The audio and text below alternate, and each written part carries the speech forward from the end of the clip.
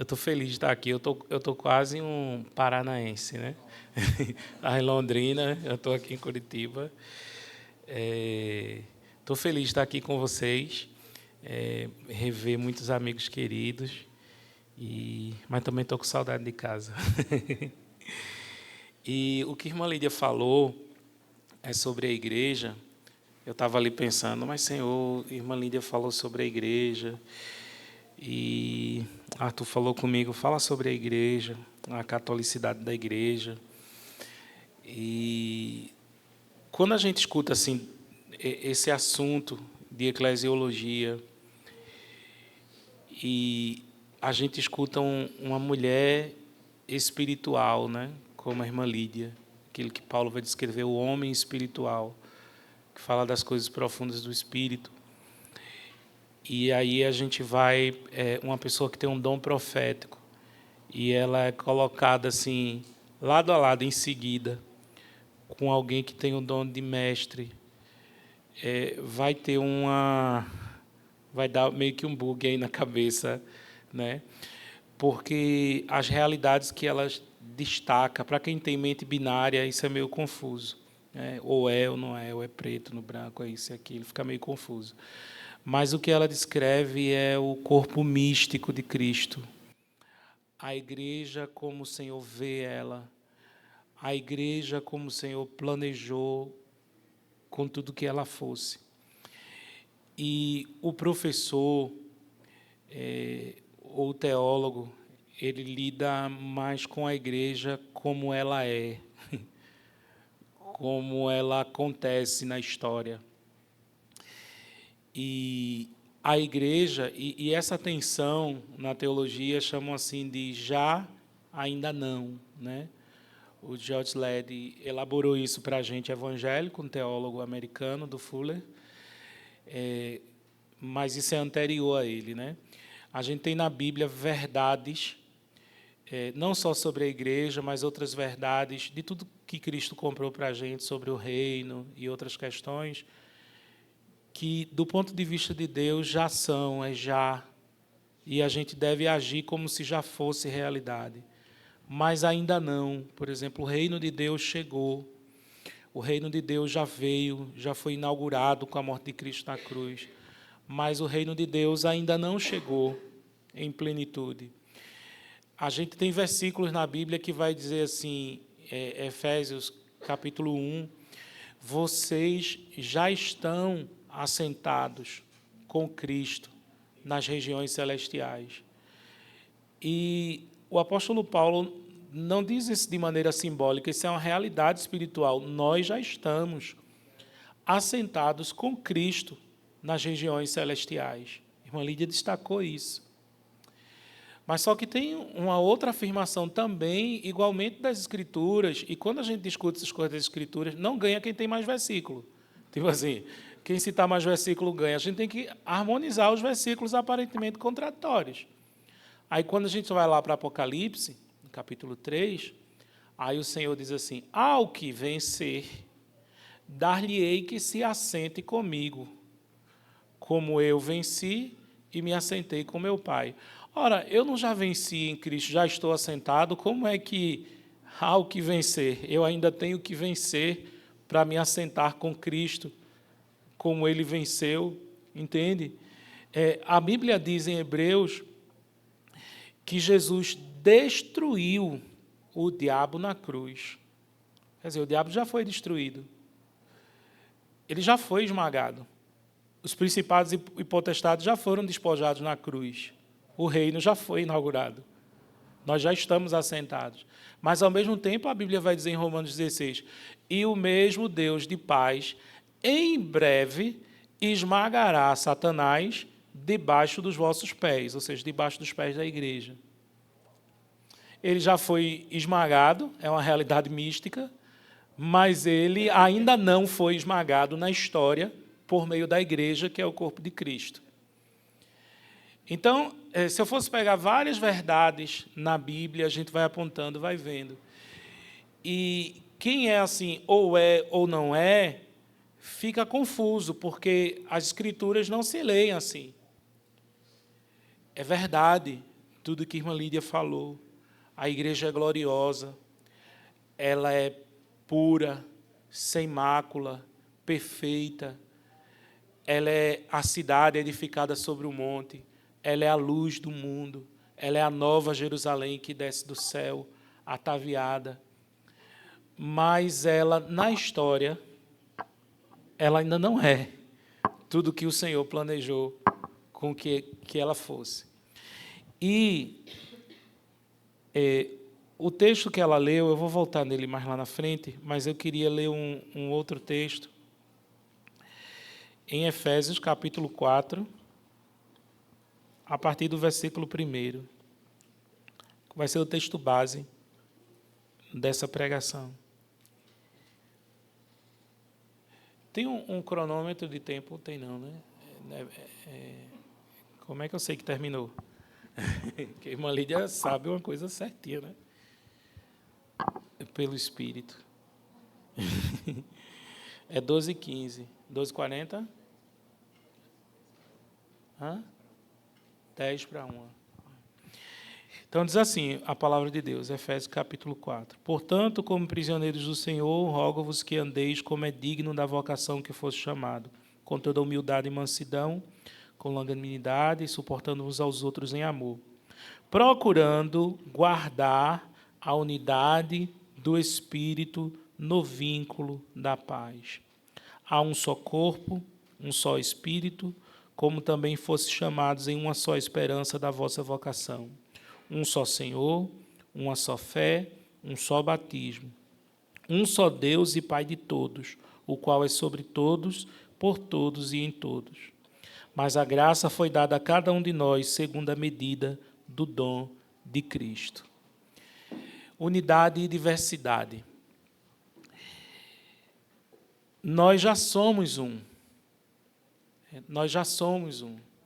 Jesus orou para que os apóstolos fossem um, como ele, o Pai, é um, para que o mundo cresça.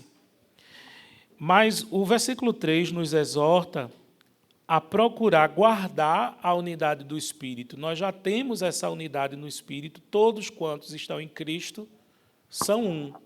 Essa é a realidade destacada pela irmã Lídia. A gente não está buscando a unidade da igreja. A igreja já é unida. Lembra do já aqui? A igreja já está unida. Todos os regenerados pelo Espírito, que creram no Evangelho da cruz e da ressurreição de Jesus, de sua morte expiatória, de sua ressurreição e da justificação pela fé, todos estes estão, quer queiram, quer não aceitem o outro ou não, quer briguem, todos já estão unidos num único corpo de Cristo. Jesus não tem vários corpos, ele tem um só corpo, não tem um harém, ele tem uma noiva, né? E nesse corpo, todos os crentes em Cristo estão unidos, ele já tem essa unidade. É claro que o que Paulo está pensando aqui no capítulo 4 não é o que a gente está pensando hoje sobre unidade. As nossas brigas denominacionais são desenvolvimentos históricos. Paulo está pensando em relacionamento. Sabe, porque às vezes a gente pensa assim, não, vamos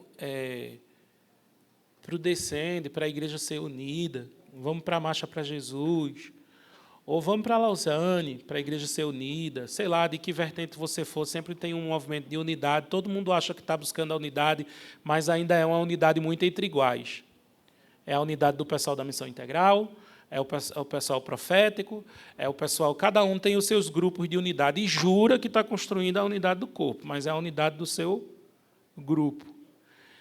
E a unidade na Bíblia prioritária que esse texto fala não é isso, é de relacionamento, porque, às vezes, tu vai no Descende falar sobre a unidade do corpo de Cristo, mas não se une com o irmão que frequenta a tua mesma igreja. Tu não é unido com o irmão. Feito um irmão lá na igreja que ele tem um temperamento muito briguento, né? E ele foi para uma dessas reuniões de conselhos de pastores na cidade, e aí ele disse, eu amo a unidade da igreja. Aí um menino engraçado da igreja fez assim, tu? porque ele briga muito na igreja e tal, é uma causa de divisão, assim, de briga dentro dos relacionamentos. Então, a gente, como eu falei ontem, a gente foge das nossas responsabilidades para ir para abstrações de unidade de conglomerados denominacionais, para fugir da nossa responsabilidade, que o que Paulo está pedindo aqui é deixar de murmuração, de contenda, não sei o quê, nos nossos relacionamentos. A unidade que a gente está se esforçando para guardar são esses relacionamentos da igreja. E a gente está pensando no macro quando não faz nem os micros relacionamentos dentro da comunidade, né? Mas eu vou usando a estrutura do texto para falar daquilo que Jesus planejou, daquilo que Jesus orou na sua oração sacerdotal, o desejo do seu coração, era para que nós fôssemos um. Ele diz isso em João 17, no versículo 21, e depois no versículo 23. E duas vezes no João 17, 21 e o 23, ele afirma: eu oro para que vocês sejam um, para que o mundo creia. Para que o mundo creia. Então, se ele está dizendo isso, é para que o mundo creia. É porque essa unidade não é só a unidade mística, que a irmã Lídia está contente com ela. Porque essa unidade mística ela é invisível. Como é que o mundo vê a unidade de um corpo que já é unido misticamente em Cristo? Jesus está falando, eu quero que vocês sejam visivelmente unidos, porque aí o mundo vai ver que vocês são meus discípulos. E esse é o esforço dos movimentos de unidade ao longo da história da igreja, principalmente no final do século XIX. Os morávios já tinham tentado isso. O movimento evangelical é que começa essa busca pós-reforma, quando percebe que a reforma trouxe um fracionamento infinito do corpo, né? A Igreja de Roma tinha uma unidade organizacional e a gente nunca pensou que a consequência da reforma fosse que cada um interpretaria a Bíblia da sua maneira e a gente já não teria mais um só batismo, daí a gente já não teria, teoricamente, um só Senhor e nem um só Espírito, porque a gente não se via mais um com o outro como afirmando esses três aspectos, né? E aí a gente já tem as brigas entre luteranos e reformados sobre o significado da ceia. A gente acha que nossas divisões são superficiais hoje, porque o evangelical ele é frouxo doutrinariamente. Mas o povo do século XVII, eles se matavam e morriam por causa disso, porque eles achavam que era coisa de importante, até a forma do batismo. Se é infantil, se é adulto, se é expressão, é imersão, é importante, e aí ia todo mundo se matar por causa disso. E aí a gente tem uma série de divisões ao longo da história da igreja por causa disso, até que o Conde Zinzendorf, né, que começa a pensar assim, gente, vamos parar de se matar, cria uma comunidade e fica tentando. Quando chega, o mundo não crê por causa do escândalo da divisão. E os missiólogos, menos no campo da teologia, né? No seminário teológico tem 2 departamentos, o departamento de teologia e o departamento de missões. Quase sempre que o que Deus quer fazer na igreja, dentro do seminário teológico, não começa no departamento de teologia, começa no departamento de missões, né? Por exemplo, quando começou a terceira onda, o mover do Espírito nas igrejas tradicionais, com John Wimber, a Vineyard, Wayne Grudem, D.A. Carson e outro, tudo isso começou a fluir primeiro no departamento de missões. Porque os missionários americanos sensacionistas na África, na Ásia, deixaram de ser sensacionistas no campo missionário. E aí eles tinham até medo de contar o que acontecia no campo e o pessoal achar que eles tinham perdido o juízo e trazer de volta ou perder patrocínio da obra missionária. Então, sempre começa esses movimentos aí. Da mesma forma, a unidade. Porque o pagão, quando olhava, dizia assim, Jesus tem uma igreja que eu devo seguir. Essa igreja é coluna e baluarte da verdade. Mas qual é a igreja que é coluna e baluarte da verdade? São os batistas? São os presbiterianos? São os metodistas? é a Igreja Católica. Qual é a igreja que é a coluna da verdade? Qual é a igreja onde eu devo seguir Jesus? Os missionários chamam isso de escândalo da divisão no campo missionário. E Jesus atrelou para o mundo crer com a gente ser um. Para que o mundo creia, a gente precisa ser um. E a gente não tem culpa disso, a nossa geração. A gente herdou uma igreja fracionada e a gente pensa, o que é que a gente faz com isso, Senhor? Como é que a gente caminha daqui para frente porque a gente recebeu isso? A divisão da igreja é um fato histórico.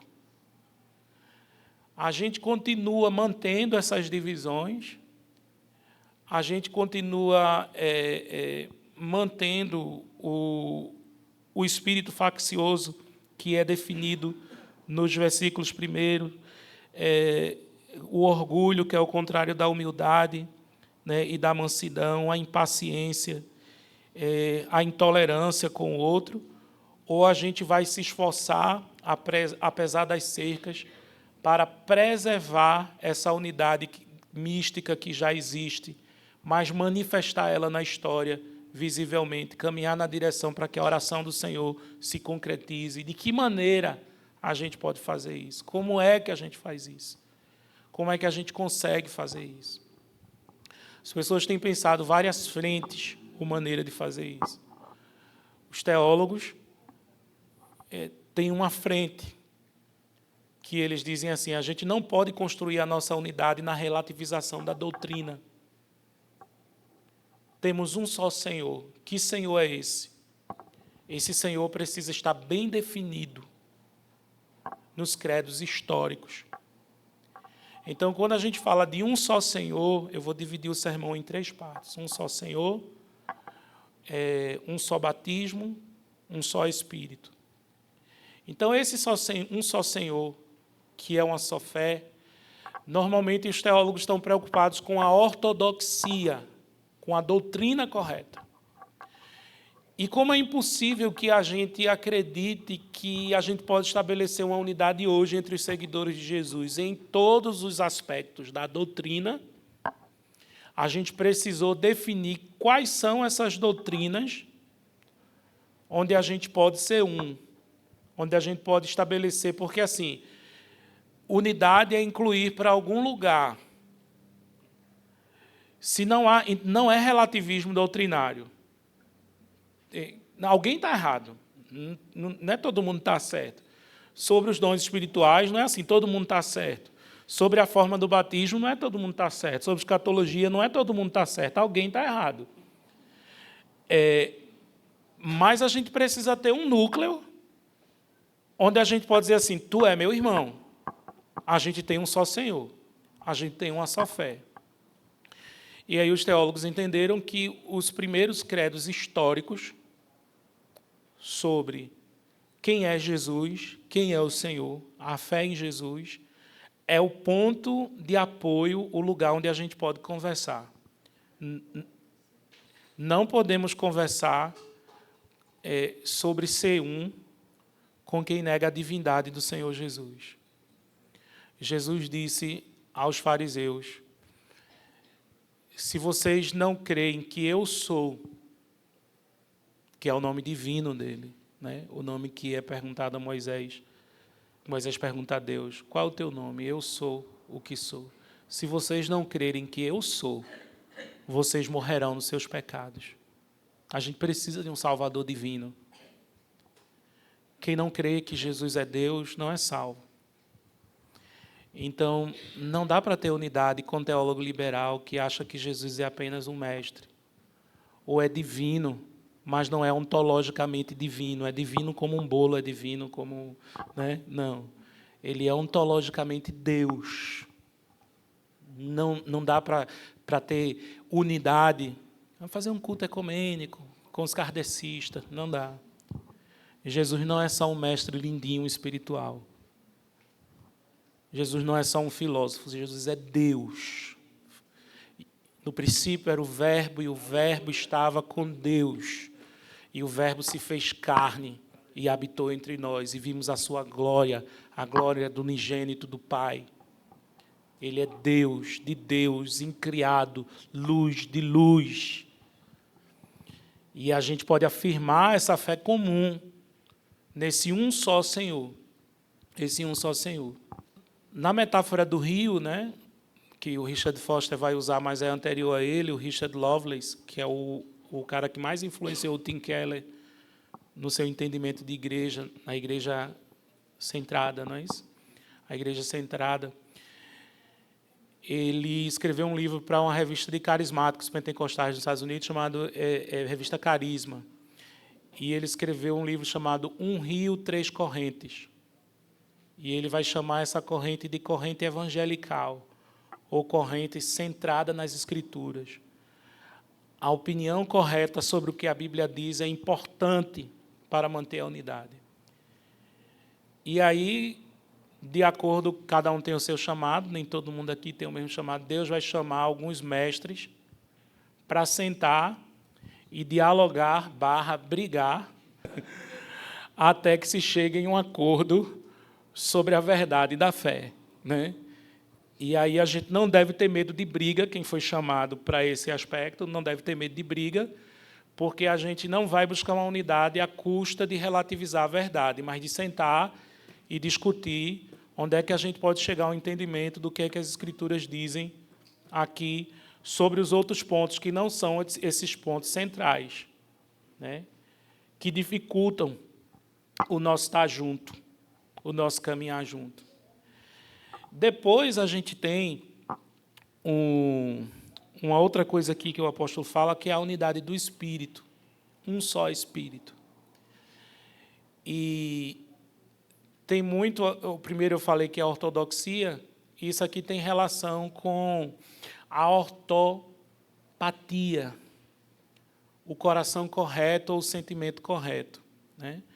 Para não dizer que eu estou sendo original, né, falando isso, o Pedro Dutti, no livro Igreja Sinfônica, que são vários autores, ele organizou, mas o capítulo dele, ele trabalha em cima do livro Rios de Água Viva, do Foster, e aí ele vai dividir essas três tradições nessas três aspectos: ortodoxia, ortopraxia e ortopatia, né?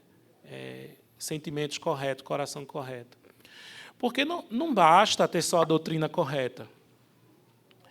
Tem que ter o coração correto. Tem que ter a experiência com Deus. Porque nem todo aquele que diz Senhor, Senhor, afirma o crédulo, afirma a divindade de Jesus, entrará no reino de Deus. Mas aquele que faz a vontade do meu Pai que está no céu. Então, a gente tem muita gente que pode afirmar os credos históricos da boca para fora, e Deus diz, esse povo honra-me com os lábios, mas seu coração está longe de mim. Seu coração está distante de mim. Então, é necessário que essa unidade que é preservada, ela deva ser buscada, ela é uma unidade também do Espírito.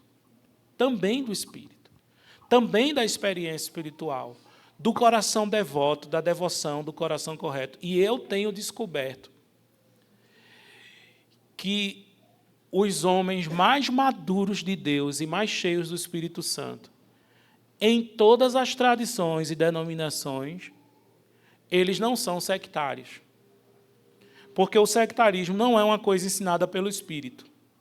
A divisão não é uma coisa ensinada pelo Espírito. Quanto mais maduro, quanto mais espiritual um homem de Deus menos sectário. Quando eu fico olhando a rede social, que eu vejo assim, um neopuritano radical, ou um católico tradicionalista,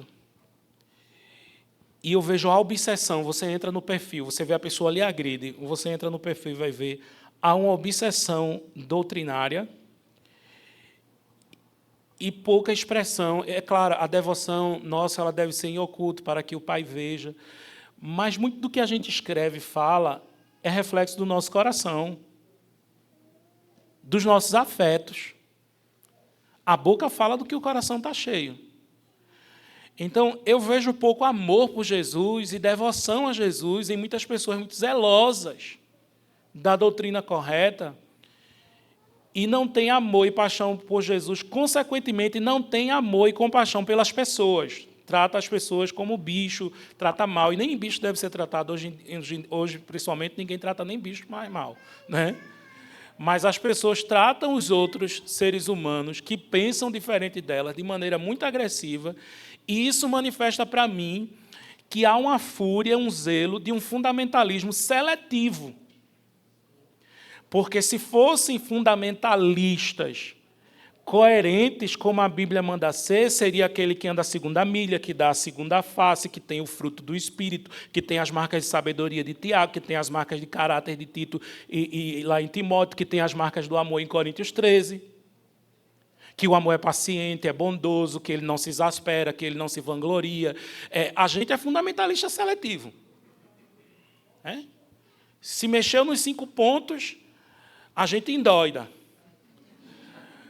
Mas pode mexer nos 20 pontos de características do amor de Coríntios 13, né? Não tem problema de relativizar a prática, relativizar a devoção pelo zelo doutrinário, né? Eu posso tocar fogo no outro, jogar ele na fogueira, em nome de Jesus.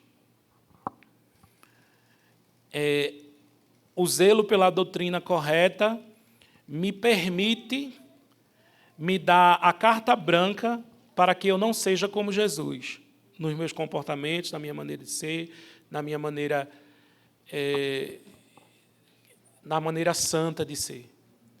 E aí você vai vendo que não é assim. Você vê quem é o presbiteriano, quem foi o presbiteriano top. Assim que a gente diz, meu Deus, quanta piedade. Tim Keller. Tim Keller, na minha opinião, Tim Keller era sectário? Longe. Até para criticar é uma classe, né? Quem é o pai dos puritanos, o último dos puritanos que partiu? Martin Lloyd Jones. Martin Lloyd Jones era sectário? Está longe. Tinha uns amigos meus que esculhambavam Lloyd Jones, aí eu tinha medo de ler porque eles ficavam esculhambando. Aí comecei a ler Lloyd Jones. Não é porque também tem uma galera que é relativista. Aí todo mundo que é mais um pouco sólido doutrinariamente, a pessoa já acha que porque a pessoa é sólida, a pessoa é sectária. Não, Lloyd Jones não quis participar da cruzada de Billy Graham, porque Billy Graham recebia católicos e assim, evangélicos que eram membros de igrejas liberais, como a Igreja Anglicana, a Igreja Luterana na Europa e tal. Então, ele era zeloso pela separação bíblica, para não dar a entender que está havendo endosso. Tipo assim, Lloyd Jones jamais faria o que eu fiz. Eu estou em São Paulo, encontro o Vitor Azevedo, vou tomar um café com ele, a gente tira uma foto e posta. Para Lloyd Jones, isso é errado. Mesmo que eu não concorde com o Vitor Azevedo, para Lloyd Jones, eu ser visto com ele, vai passar para a igreja a ideia que eu concordo com tudo que ele diz. Então, diz assim, ele não diz que Billy Graham não é crente, feito o fã-clube de Lloyd Jones faz. Lloyd Jones diz, Billy Graham é crente. Ele diz isso numa entrevista, Billy Graham prega o evangelho. Ele nunca disse que Billy Graham não pregava o evangelho. Billy Graham prega o evangelho. Mas ele está errado em andar com essas pessoas porque passa a ideia de que está tudo bem para a igreja. E eu não vou para não passar essa ideia. Aí ele dizia assim, o catolicismo é um sistema condenável. Aí você diz, Lloyd Jones contra a Igreja Católica. Mas havia muitos santos de Deus lá, e há muitos santos de Deus lá. Muita gente que conhece Jesus. Aí ele vai citando Fenelon, Madame Guyon, vai citando todo mundo que inspirou ele, o irmão Lawrence e tal. É muito difícil ser uma pessoa que encontra esse lugar de equilíbrio, que reconhece Cristo, mas diz assim, mas até aqui não dá, por causa das minhas convicções doutrinárias. Está entendendo? O outro pode estar confuso. Aí ele dizia assim, Charles Finney, homem de Deus, que foi usado para fazer o avivamento, o homem que tinha fogo. Aí o pessoal se choca, e isso é Lloyd Jones dizendo, mas um homem pode estar confuso na sua doutrina a respeito da soberania divina e responsabilidade humana, e mesmo assim Deus usá-lo. Mesmo assim Deus usá-lo. Aí ele diz, Deus encontrou o George Whitefield antes dele ser calvinista. Deus não esperou ele ter uma doutrina correta para se relacionar com ele. Deus se relacionava com ele antes. Aí as pessoas mais radicais têm uma dificuldade com isso, porque essa é um tipo de unidade do espírito, da experiência espiritual do coração. É quando você olha para outra pessoa e vai assim, ele ainda não é perfeito, mas ele é meu irmão. Eu percebo graça nele, tem vida nele. Isso aqui é um campo bem subjetivo, né? É como era na Rússia, na igreja perseguida. Os irmãos sabiam quem era crente pelo testemunho do Espírito. Porque lá em 1 João, João diz assim, aquele que é nascido de Deus ama o que dele é gerado. A gente vê um irmão em Cristo, a gente ama, a gente sabe que é irmão. E isso é em qualquer lugar do mundo. Você não entende nem a língua, e você sabe que o cara é irmão, e o amor de Deus é derramado no coração pelo Espírito Santo. Há esse vínculo no Espírito. Esse vínculo no Espírito. E aí a gente vai... O pentecostalismo, o movimento carismático, que é esse segundo rio, ele enfatizou essa unidade do Espírito. O ápice disso nos Estados Unidos foi a Conferência de Kansas City, 77, que reuniu luteranos, anglicanos, metodistas, menonitas, judeus que criam em Jesus, que começaram a se converter nos anos 70, que vieram também do meio carismático, judaísmo messiânico. Nunca mais houve uma conferência como aquela de 77, que reuniu gente de todas as igrejas num único lugar. Nunca mais houve. Mas a comunhão, o que existia em comum entre os irmãos era o Espírito. Era o Espírito. E aí, como eu disse, a gente vai subindo e olhando. Tem o Lloyd Jones, com essa perspectiva, mas que reconhece o outro como irmão, mas sem relativizar a doutrina. Tem o Tim Keller, aí tem o J. Packer. Às vezes eu digo, os irmãos reformados no Brasil querem ser mais reformado do que J. Packer, que ensinou eles a serem reformados. Os primeiros livros da editora Fiel, né? Entre os gigantes de Deus, o conhecimento de Deus, né? Tudo começou com ele. E é um coração generoso, um coração que enxerga a igreja de Jesus para além das fronteiras da denominação. Aí eu vejo aqueles católicos red thread, né? na rede social, dizendo que a gente não é irmão. Aí você vê um canta-la-messa, a coisa mais linda do mundo, o Raniero canta-la-messa. Aí você vê aqueles ortodoxos russos dizendo que a gente não é irmão. Aí depois a gente vê o Craig Kinner com aquele Larion da Igreja Ortodoxa celebrando que eles são irmãos, ou a Frederica Green. Aí a gente vê os doidos, né? A gente fica que é o fã-clube, né? A gente não. Quem vai pelo caminho da unidade do Espírito, a vida de oração. Por isso que eu sempre digo isso, eu nunca entendi, gente. Quem passa horas e horas em sala de oração, se dedica à oração e à devoção, e é agressivo, e é violento, não tem doçura do Espírito no coração, porque a oração internece a gente, sabe? Passar tempo com Jesus internece a gente olha... isso não diminui exceto algumas pessoas proféticas dizem com doçura algumas coisas, né? Mas elas também não têm permissão para isso. Eu lembro na biografia do Leonard Ravenhill, aí o autor diz assim, eu vi isso muito no Gregório também, Melk, e alguém até me falou, era uma pessoa próxima do Gregório, que eu não lembro agora o nome, falou assim, Gregório tinha isso também, mas no final da vida dele ele começou a mudar isso. Porque tinha um bebê assim chorando, aí a mãe precisou levantar para sair na Igreja Batista em Atlanta. Aí o Ravenhill diz assim, para onde você vai com tanta pressa? Quero ver se você tem pressa assim de ir para o inferno. Aí o auditório começou a aplaudir, né? Porque as pessoas têm assim, profeta tem que bater, profeta, e o povo parece que gosta de apanhar e tal, né? E dessa violência. E assim, Os pregadores que recebem mais acesso são os que batem, assim, Paul Washer, David Wilson, a galera gosta do perfil assim,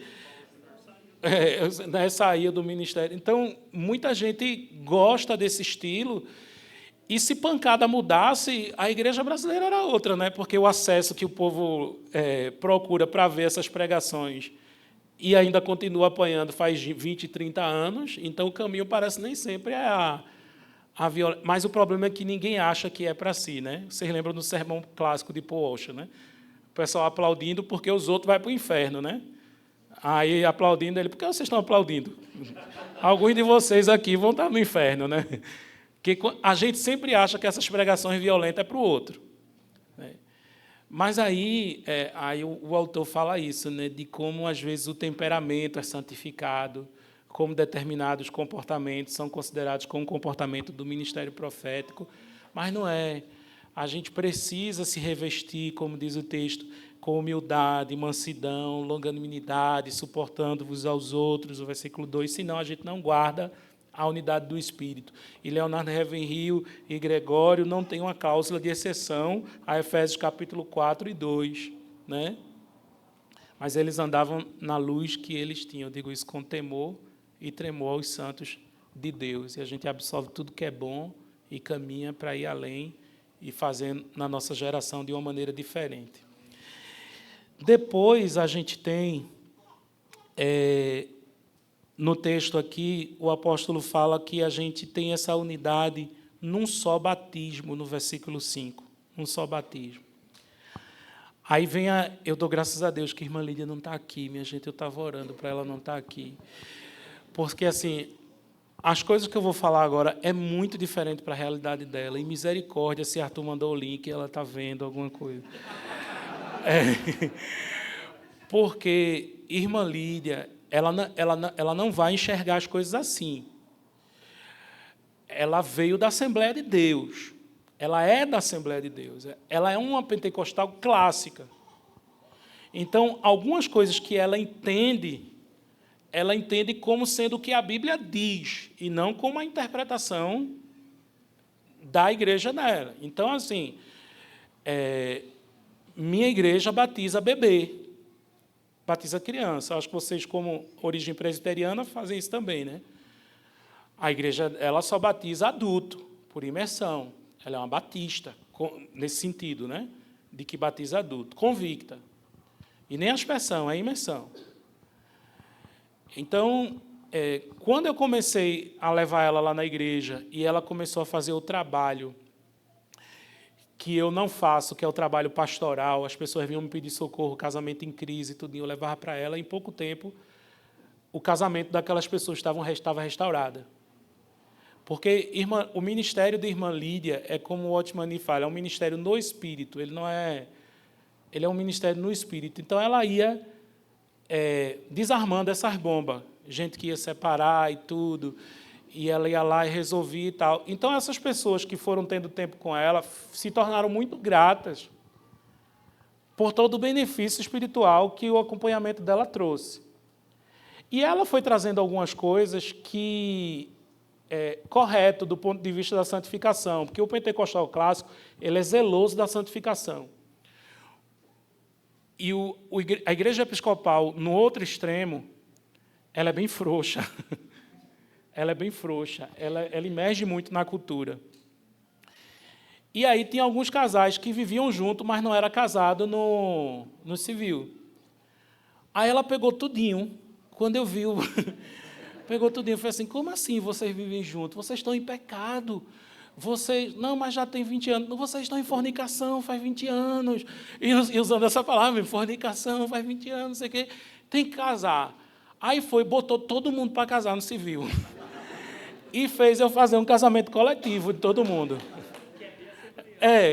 Fiz um casamento coletivo de todo mundo, tudinho. Ela, agora sim, Satanás não tem do que acusar. Por isso que os casamentos estavam tudo troncho, não sei o quê, porque... Aí eu mandava os meninos jovens que já estavam casados no civil e tudo, ia para lá aconselhar com ela. Aí eu morria de pena dos meninos, assim, mas eu deixava, porque no começo eu ficava com pena, depois, como eu via que o fruto espiritual acontecia, aí eu vou deixar ela dar a lapada, porque vai dar certo. Porque eu pensava que ia matar, tá entendendo? O menino chegar lá assim, irmã Lídia, eu não consigo emprego, que geralmente as pessoas procuram Deus por algum outro problema, né? Eu não consigo emprego, está indo tudo ruim, o casamento da gente está bom, mas a gente está... O que é que acontece é que ela... Quando você pensa que ela vai dar um conselho sobre finanças, alguma coisa... Meu filho, vocês transaram antes do casamento? Sim, mas a gente agora é casado. Mas vocês se arrependeram? Vocês choraram, pediram perdão a Deus por causa disso? Não, a gente não já casou, não sei o quê. Não, mas tem que se arrepender do que fizeram. Vocês não já conheciam Jesus, não já estavam na igreja? Tá, tem que se arrepender. Aí o pessoal fecha a cara, vai embora. Aí vai lutar, e fica lutando, se debatendo alguns dias, depois volta. Irmã, a senhora estava certa e tal. E aí ora, chora e pede perdão e tudo, né? E aí, por causa disso, essa gratidão, foi quando a gente começou a ter conflito na igreja com relação a essa questão do batismo. Ela disse, não, tem que batizar tudinho aí por imersão. Tem que batizar por imersão. A maioria do pessoal batizado quando era bebê, na infância e tal, só fez a confirmação, o sacramento da confirmação, ela não, tem que batizar. Eu, mãe, isso é um problema. Né? E eu não ia discutir com ela, mostrar a teologia do pacto, a aliança, a validade do batismo infantil. Não dá para discutir, não tem como. Ela ia jogar um monte de versículo em cima de mim também. Aí pronto. Né? E aí não dá para discutir. E aí ela insistindo nisso, insistindo para batizar o pessoal por imersão. Eu disse, mãe, eu não posso fazer isso por causa... A gente crê que o batismo é válido, mas não é. É um só batismo e tal. E aí, sabe o que ela fez? Ela foi falar com os bispos, quase que eu morro. Peguei o contato com alguém, foi falar com os bispos e pediu autorização aos bispos para batizar o pessoal. Ela fez, que eu disse assim, mas se a gente não pode fazer isso, porque é rebelião, não sei o que. Eu vou resolver. Aí os bispos, veja, até o pastor presidente dela, que a Assembleia de Deus de Pernambuco não permite que ninguém da Assembleia de Deus se relacione ou pregue em outras denominações. À exceção a irmã Lídia. Porque o pastor presidente tem medo. Medo não, respeito, está entendendo? De proibir a irmã Lídia de alguma coisa, está entendendo? Porque ela conhece ele de quando ele nem era pastor, né? E aí ele tem aquele temor. Né? Ele vai dizer para ela que o corpo de Cristo é só a Assembleia de Deus, de Pernambuco e tal. Então tem aquele... Ele ligou para orar com ela antes. Ela sempre avisa onde está e pede para eles orarem, né? Ela é muito submissa às autoridades. Tudo tem que ser... Os princípios assim, de submissão, tudo tem que ser feito com permissão, obedecer. E aí ela falou com os bispos. E os bispos, com medo, disse, batize, mas não diga a ninguém não, nem poste nas redes sociais, não. Aí ela, não tenho rede social não, meu filho. Aí falou com o bispo Fred, com o bispo Ivan, e aí eu ia fazer o quê? Porque minha única objeção era dizer assim, não posso... porque a igreja não permite. Aí eu chamei todo mundo escondido e disse assim, vocês já são batizados. Mas a gente está fazendo uma reafirmação dos votos batismais. Dos votos batismais. Está certo, pastor, está certo. A gente foi e batizou. Quando eu terminei de imergir todo mundo, eu disse, faz de conta que vocês estão no Rio de Jordão, fazendo uma renovação de votos batismais. Aí, quando terminou, tinha lá, está vendo, meu filho, agora como está tudo lindo? Olhe para a cara deles, como está tudo lindo. Como está tudo lindo. Finalmente foram batizados. Eu estou dizendo isso, mas isso é uma causa de divisão séria na igreja hoje. É uma causa de divisão séria na igreja, né? A gente hoje, a igreja episcopal, ela não tem nenhum problema em receber as pessoas batizadas da igreja católica. É uma igreja que batiza criança e considera que o batismo é um só e que o sacramento é válido, independente de quem administra. Já a igreja presbiteriana no Brasil, lá fora não. No Brasil, ela não reconhece o batismo da igreja católica, mas normalmente... Oi? Aqui reconhece, é? A Igreja Presbiteriana Independente, né? Do Brasil, né? Que maravilha. Que maravilha. Mas, normalmente, né, todos os reformadores, Calvino, Lutero, nenhum deles se rebatizaram. Todos eles continuaram com o mesmo batismo que tinha recebido na Igreja Católica. Eles entendem que o sacramento é válido, independente de quem administra. E o que é importante é ter água e que seja em nome do Pai, do Filho e do Espírito Santo. Né? Se não for em nome do Pai, do Filho e do Espírito Santo, temos um problema. Temos um problema. Né? Que tem grupos agora batizando em nome de Jesus. Né? Quando Atos dos Apóstolos fala batizavam em nome de Jesus, não é uma fórmula batismal, é na autoridade de Jesus. Porque a fórmula que está em Mateus 28 é batizando em nome do Pai, do Filho e do Espírito Santo, e que a igreja sempre continuou. Mas tem grupos que batizam em nome de Jesus, esses precisam ser realmente não rebatizados, mas batizados quando vêm para uma igreja que batiza na fé trinitária. Eles não estão sendo rebatizados, estão sendo batizados. Mas você vê que tem uma briga em torno disso. Tem um livro chamado Águas que Dividem, que fala da quantidade de sangue que foi derramado por causa disso. Lutero mandava matar os anabatistas. Né? Ninguém diz que mandou matar. Ninguém diz que mandou matar. É igual à Igreja Católica. Né? Uma vez eu vi o padre Paulo Ricardo dizendo assim, a igreja não matou ninguém. A igreja só julgou e entregou ao Estado. Quem matou foi o Estado. Né? A Inquisição, quem executava é o Estado. Aí, da mesma forma, você vê o argumento protestante. Não, a fé reformada nunca matou ninguém. Ela só julgou e quem matou foi o Estado. Mas os Quakers eram executados no período que chama de ditadura Cromwell, né? Puritana na Inglaterra, e vários outros grupos também foram exterminados. Né? Muita gente, mais de 30 mil Quakers, morreu, não só de execução, mas doente nas prisões, porque se recusava a aderir à fé reformada, né? A fé presbiteriana, o jeito presbiteriano de crer. E muita gente morreu, não é só de um lado, de todos os lados. Todo mundo, quando tinha a oportunidade de chegar no poder, executava quem ficava abaixo por causa de fé. E os sacramentos foi uma questão de briga e de divisão. E a Santa Ceia também, a Eucaristia. Né? E eu penso que esse aspecto da tradição sacramental é o mais difícil da gente conseguir unidade, e ele é justamente o que identifica a igreja invisível, porque os reformadores vão dizer assim, onde existe uma igreja verdadeira, onde o evangelho é pregado e os sacramentos são administrados corretamente. E fora a disciplina eclesiástica, né? Os sacramentos são administrados corretamente.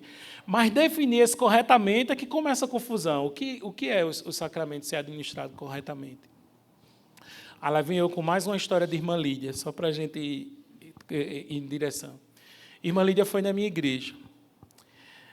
Na minha igreja, a ceia é hóstia, que é o pão sem fermento. Aí você vê um assembleano, vai para uma igreja e a ceia é uma hóstia, não é um pão sem fermento. A gente faz a intição da hóstia no vinho, que não é suco de uva, é vinho, e põe na boca do irmão. Ela não foi. A unidade dela é focada mais no espírito, como carismática pentecostal. Né? Ela não vai querer provar para você que é um com você, violando a consciência dela ou fazendo coisa contrária ao que ela crê. Ela reconhece que você é um irmão em Cristo, mas ela não vai. Então, ela não foi. Eu perguntei a ela, por que a senhora não foi? Aí você vê como a gente está dividido por essas questões. Por que a senhora não foi? Aí ela fez assim, porque Jesus mandou beber e vocês não bebem do cálice, do vinho. Vocês fazem a intição. Aí eu fiz, não, mas a intição é uma prática judaica. Né? Aí caí na besteira de dizer, Jesus molhou o pão e deu ajuda, mas era o traidor. Mas era o traidor.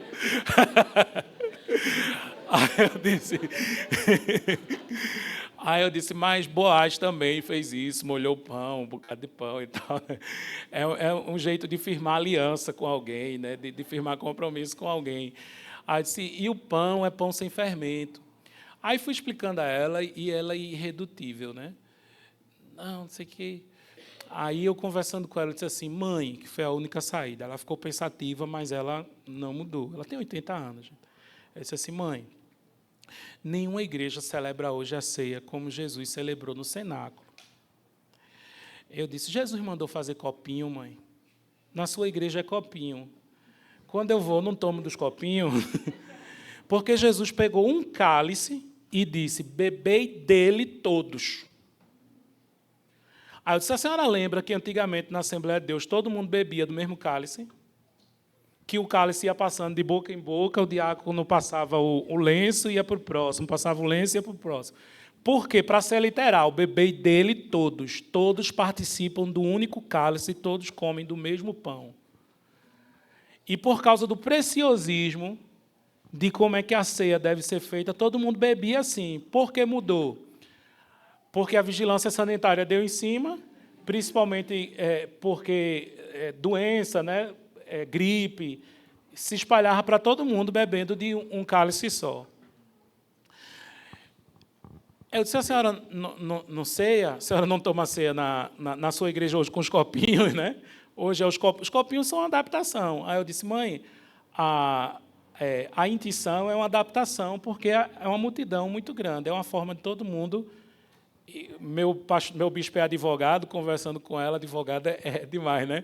Ele fez assim, mas, irmã, Jesus não disse quantos ml no vinho tinha que... quantos ml tinha que ser ingerido. E aí, ela, insistindo nisso, aí ela ainda arrematou. Ela fez assim, a igreja mudou, mas na época da minha mãe tinha tuberculose, ninguém pegava, a gente bebia tudo do mesmo cálice e ninguém pegava, porque falta fé. Porque falta fé. Mas veja, a igreja briga por causa da forma com que a Santa Ceia é celebrada. E por que a gente usa a hóstia? Porque é pão sem fermento, não pode ter fermento no pão. Mas a maioria das igrejas evangélicas vão usar o pão com fermento. E vai usar suco de uva, que não é vinho. A pasteurização é recente. Na história da humanidade, conseguir fazer a pasteurização é recente, e isso vem com os abusos do álcool no final do século XIX, nos Estados Unidos e na Inglaterra, com os trabalhadores se convertiam, e por causa do alcoolismo, a igreja começou a usar o suco de uva. Mas o Charles Roger, que é um teólogo reformado na sistemática dele, ele insiste que seja o vinho, porque é mexer na ordenança, os sacramentos devem ser ordenados de maneira correta. Para esse grupo, o correto é o vinho. Para a irmã Lídia, o correto é beber, mesmo que seja do copinho. Então, isso gera uma divisão que a gente não tem uma unidade sacramental. Nesse sentido, a gente não tem como igreja. Vocês estão conscientes do problema que a gente herdou? Se a gente quiser pensar assim, vamos buscar uma unidade da igreja visível, de um só batismo, um só Espírito, de um só Senhor. Em alguns níveis a gente vai caminhando, mas em outros níveis a gente esbarra. Então, a unidade da igreja é um milagre que só Jesus pode fazer. A unidade histórica da igreja é um milagre que só Jesus pode fazer. O que a gente pode fazer é essa recomendação de Paulo. Se esforçar para manter o vínculo da paz nos relacionamentos. Eu descobri que a unidade da igreja não virá por meio de estruturas e organizações, marcha para Jesus, descende, o conselho de pastores, café. A unidade da igreja vem por meio de relacionamento. Como é que a gente consegue, enquanto tradição presbiteriana aqui, né, a origem, permanece a tradição, o vínculo. Como é que vocês conseguem se relacionar, ouvir com amor e carinho uma irmã da Assembleia de Deus que ministrou para vocês hoje? Relacionamento. O pastor dela levou um cheiro dela na testa, né? Ele sabe, ele sentou com ela, o pastor Arthur, e conversou com ela. Ela não é uma abstração teológica para ele. Ela é uma pessoa para Bruno, ela é uma pessoa para vocês. Ela não é uma coisa a ser estudada, avaliada. Ela é uma pessoa e uma pessoa que ama Jesus. E assim Deus vai conectando pessoas que amam Jesus e a gente vai tendo unidade no relacionamento a partir de com quem a gente conhece, com quem a gente caminha, com quem a gente convive. E aí a gente consegue viver isso de ter mansidão, ter paciência uns com os outros. Mas, pode falar sobre o nome da igreja, né? A igreja agora, aqui a República, a gente vai ser chamada de santuário, né? Santuário. O Salmo 46, que a irmã Lídia leu, sem saber de nada que o nome da igreja seria santuário e tal, ela foi falando sobre a igreja como a cidade de Deus, né? E ela foi descrevendo a igreja como a cidade de Deus, e o Salmo diz, há um rio cujas correntes alegram a cidade de Deus. Deus está no meio dela, né? Ela jamais será abalada. Qual a mensagem para a gente aqui, enquanto a unidade da igreja? Porque o último versículo conclui, mas a graça nos foi dada, versículo 7, a cada um de nós segundo a medida do dom de Cristo. Essa unidade se dá dentro de uma diversidade, e essa diversidade precisa ser expressa na igreja local. A igreja local precisa ser um lugar de doutrina correta, de sacramentos e de vida no Espírito. Que esses afluentes do rio se encontrem para uma igreja saudável.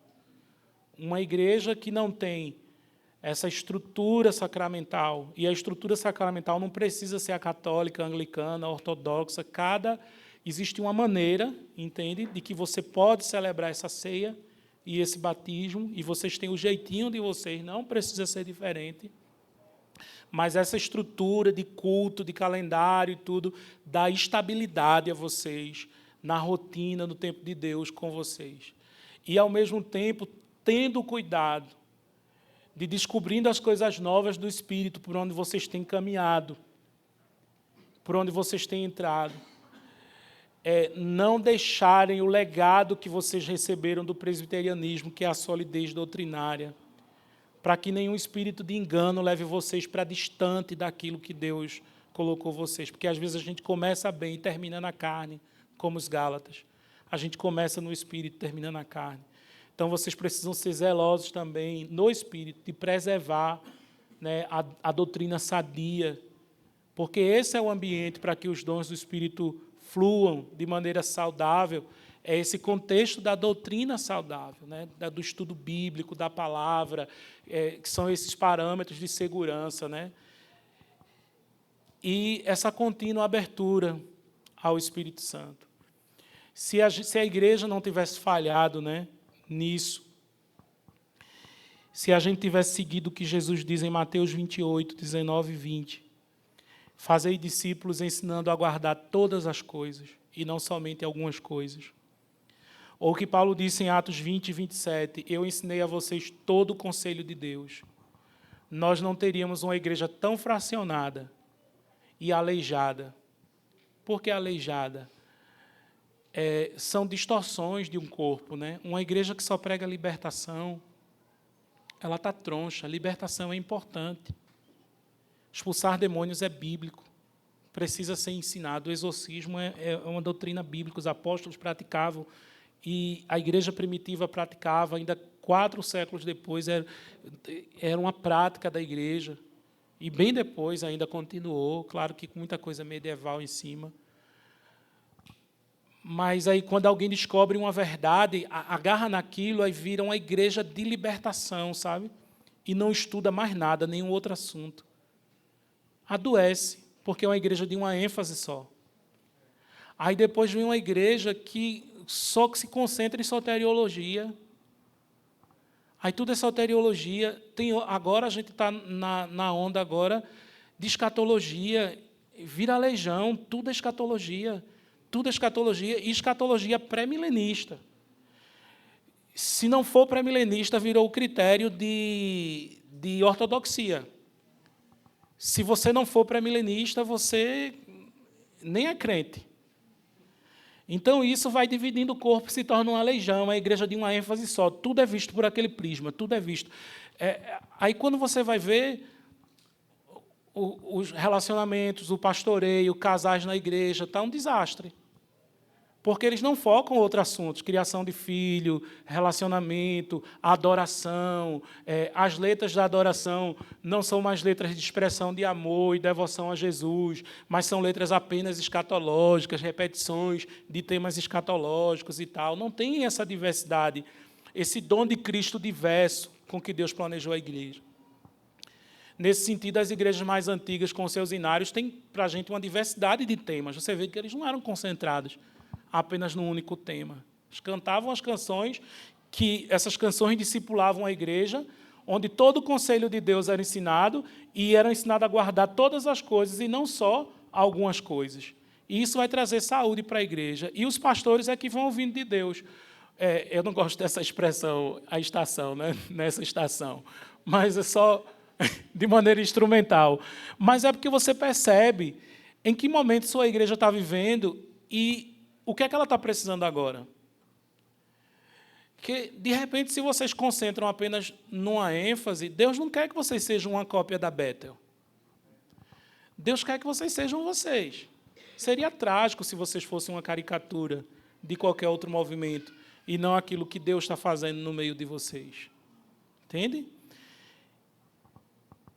Porque antes da gente pensar na catolicidade, que é o tema dessa mensagem, em termos macros, a gente precisa pensar em termos micros aqui, igreja local.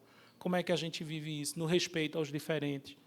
Né? A gente se estranha logo quando a gente vê um outro dom diferente da gente, mas talvez a gente caminhar um pouco com aquele irmão mais diferente, e aquele irmão é mais resistente às coisas do Espírito, ele pode caminhar em direção a uma vivência mais carismática, e a gente, que não tem tanta solidez doutrinária, começar a caminhar em direção a se encher mais da palavra. E a gente que gosta muito do espontâneo, seja o evangelical, carismático ou tradicional, começar a amar as estruturas sacramentais, a regularidade da ceia e do batismo como sinal de inclusão na aliança. Amém? Vamos orar sobre isso. Pai, no nome de Jesus, oramos uma oração que tem resposta certa, porque ela é de acordo com a Tua vontade. E se oramos segundo a Tua vontade, o Senhor nos ouve. Oramos para que sejamos um, como o Senhor e o Pai é um. Eu oro pelo presbitério da igreja, santuário, que eles sejam um, que eles sejam unidos no Senhor. Que os diferentes dons de Cristo, entre eles, seja para sinal visível da Tua glória entre os filhos de Deus que aqui congregam. Eu oro também pela igreja local para que o Senhor libere mais dons sobre ela. Dons espirituais. Não apenas os dons de Coríntios 12, que são as manifestações do Espírito, línguas, profecia, palavra de conhecimento, interpretação, dons de curar, operação de milagres, mas eu peço, Senhor, os dons de Romanos 12 também. Haja uma liberação desses dons entre nós. Há uma necessidade muito grande nessa igreja, Senhor, de dons de serviço, de administração, de misericórdia. Ó Deus, desperta esses dons também, esses dons tão diferentes. Começa a despertá-los, reacendê-los, Senhor. Ó Deus, o pensar missões transculturais, missões urbanas, o serviço aos pobres. Começa a despertar, Senhor, esses dons espirituais também. Senhor, eu peço também os ministérios de Efésios, Senhor. Desperta nessa igreja, Senhor, dons apostólicos, dons proféticos, dons de ensino, de evangelismo e pastoreio. Ó Deus, desperta nas irmãs, Senhor, o dom de cuidar das irmãs, o dom de cuidar de outras irmãs, Senhor, também. Que as irmãs sejam despertadas para as suas vocações, Senhor. Somos, Senhor, um reino sacerdotal, somos uma igreja de ministros, Senhor. Que cada um encontre o seu lugar no corpo e comece a servir o corpo. Oramos pela igreja em Curitiba, que a coisa nova que o Senhor está fazendo, as muitas coisas novas, as peças comecem a ser conectadas, as pessoas em Curitiba comecem a ser conectadas, Senhor. Os diferentes moveres do Espírito na cidade comecem a se conectar. Senhor, Tu já rompeste, abriste uma fissura nas resistências religiosas. Começa a romper para dentro das igrejas históricas nessa cidade, Senhor. Poços antigos entulhados entre os batistas comecem a ser abertos em nome de Jesus. Entre os presbiterianos, em nome de Jesus. Senhor, os menonitas do Paraná, Senhor, começa, Senhor, a fluir, Deus, entre os menonitas, Senhor, também, Deus. Um fogo, Senhor, começa a trazer fogo e reavivamento, Senhor. A reavivamento, Senhor, nesse estado, Senhor, Oh, Deus, a partir desse estado sul do Brasil seja incendiado pela pregação do Evangelho. Senhor, é como se o Paraná fosse uma fronteira espiritual, Deus, mas arrebenta essa fronteira espiritual. Arrebenta essa resistência e desce a Santa Catarina e o Rio Grande do Sul, com o mover do Teu Espírito, Senhor, sobre esse lugar. No nome de Jesus eu oro, Senhor. Conecta, Senhor, os ministérios, conecta as partes, Senhor, que agora o todo, a visão do todo, algumas lideranças comecem a enxergar o todo o conselho de Deus, todas as coisas, o motivo pelo qual o dom de Cristo, as partes foram colocadas, Senhor, para que o corpo comece a crescer de maneira saudável e uma igreja gloriosa se torne visível aos que não creem, para que o mundo creia e seja salvo, Senhor, pelo um profundo batismo de amor do Teu Espírito sobre nós. Senhor, eu oro pela igreja brasileira, por sua reconciliação e perdão. Senhor, que nesse ano que parece que vamos na direção de colidirmos outra vez, que o Teu amor seja derramado no nosso coração para perdão, reconciliação, espírito de sabedoria e conhecimento, que a condição de todas as coisas seja com sabedoria, com amor, que seja derramado um amor tão profundo em cima da igreja brasileira, na igreja brasileira, que ela seja unida, Senhor, todas as estruturas do mal que impedem com que o propósito que o Senhor tem para ela, de ser instrumento Teu de cumprimento da grande comissão nesses dias, sejam arrebentados pelas águas violentas do Espírito, porque quando o inimigo vier contra nós, diz a Tua palavra, como torrentes d'águas, o Espírito do Senhor arvorará contra ele a sua bandeira. Que o Brasil se levante, Senhor, se levante para levar o Evangelho às outras nações. A África espera, Senhor, os brasileiros. A Ásia espera os brasileiros. Ó Deus, a África há muito tempo espera os brasileiros. Ó Deus, envia-nos, Senhor, no poder do Teu Espírito Santo. Envia-nos no poder do Teu Espírito Santo, num nível diferente de maturidade, para que a gente não leve as nossas doenças, para que a gente não leve, Senhor, as nossas imaturidades, mas que a gente leve aquilo que o Senhor construiu no Espírito em nós. Senhor, pedimos perdão pelas divisões. Senhor, pedimos perdão por desonrar os idosos e os pais que vieram antes de nós. Pedimos perdão, Senhor, pela desonra do legado de que recebemos, dos missionários, Senhor, e dos pioneiros. Pedimos perdão e nos arrependemos, Senhor, crendo, Senhor, que se nos humilharmos e orarmos, o Senhor ouvirá dos céus, perdoará os nossos pecados. Nós somos o povo que confessa o Teu nome no Brasil. O Senhor perdoará os nossos pecados e sarará a nossa terra. Nós te pedimos no nome de Jesus. Amém.